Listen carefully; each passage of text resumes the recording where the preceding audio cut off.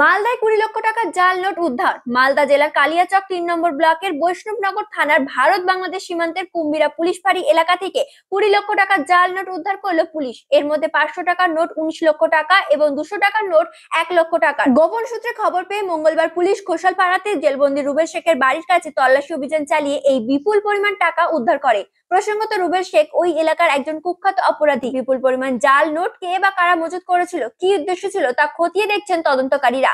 মঙ্গলবার রাতে কুম্বিরা ফাঁড়ির পুলিশের কাছে গোপন সূত্রে খবর আসে রুবেলের বাড়ির সামনে জাল নোট মজুত করা হচ্ছে। সেই খবর পাওয়ার পরে কুম্বিরা অঞ্চলের খোসালপাড়া এলাকায় অভিযান চালায় পুলিশ। অভিযানে উদ্ধার হয় 20 লক্ষ টাকার জাল নোট। ঘটনায় এখনো কাউকে গ্রেফতার করা হয়নি। জাল নোট উদ্ধারের পর একাধিক প্রশ্ন উঠছে।